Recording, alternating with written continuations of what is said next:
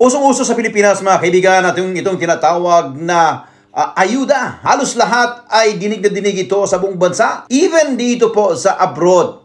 For me, ang aking pananaw sa ayuda is parang legal form of vote buying. Bakit? This is done by the government.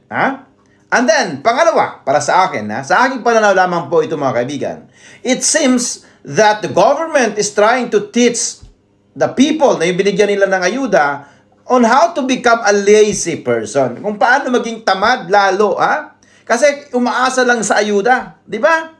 And, number 3 na nakita ko dito mga kaibigan, this is one of the biggest corruptions sa government. Alam niyo bakit? Kasi marami tayong narinig ng mga balita na yung mga tao na supposed to be makatanggap ng ayuda, maliban sa pinipili lamang nila yung binibigyan ng ayuda, ngunit hindi po buo na natatanggap nila yung ayuda. For example, sa isang case na nakita natin sa Davao area, Davao del Norte area, na supposed to be ang kanyang ayuda is 5,000, pero kinaltasan ito ng mga tao, mga nasa gobyerno, ang nakakaabot na sa kanya na sa kalahati. And this is just a case of na narinig natin. How about doon sa mga hindi natin narinig na mga kaso? So for me, this is a big form of what we call corruption. Ngayon mga kaibigan, ayuda ang gobyerno. Ang tanong, pag naubos na ang pera ng gobyerno, na kung saan narinig natin sa mga balita ngayon, na naghihirap na nga, wala ng budget dahil doon sa flood control, nabisto doon na wala na parang budget ang gobyerno, para doon sa tinatawag na pang tulong sa sakuna. Kasi para sa akin, itong ayuda ay ginagawa lamang sa panahon ng may sakuna o sa may emergency o may mga kalamidad. Siyempre, bigyan ng ayuda yung nasalanta ng kalamidad. Ngunit hindi ito ganito mga kaibigan ang sitwasyon ngayon.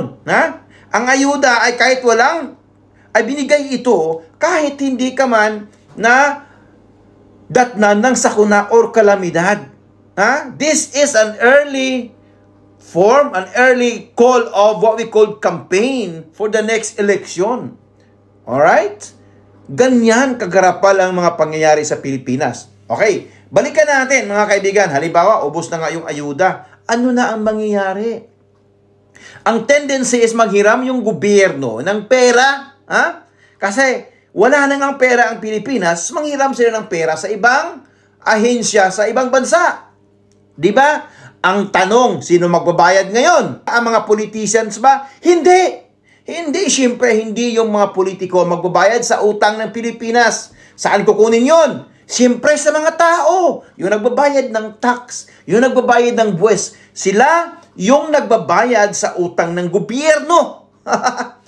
Siyempre, yung mga OFW na nagpapadala ng pera sa Pilipinas na bilyon-bilyon. Sabi nga nila, tayo mga OFWs ay mga modern heroes dahil nga bilyones yung ating naiambag sa Pilipinas. Tandaan nyo hindi po yung mga politiko ang magbabayad sa utang ng Pilipinas. Tayong mga ordinaryong Pilipino na nagbabayad ng buwes ang magbabayad ng utang sa Pilipinas. So ganyan po mga kaibigan ang pangyayari ngayon sa gobyerno sa Pilipinas. So ang tanong, komportable pa ba kayo? Okay pa ba kayo? Yun ang malaking tanong mga kaibigan. Anyway, yan lamang ang aking pananaw. Kaya nagsuot tayo ng Philippine flag upang madinig mga kaibigan, upang ating ma-share ang ating opinion bilang isang ordinaryong Pilipino. Alright! So hanggang dito lamang, hanggang sa muli, ito pa rin yung lingkod kaibigan na Rapi Tulfo.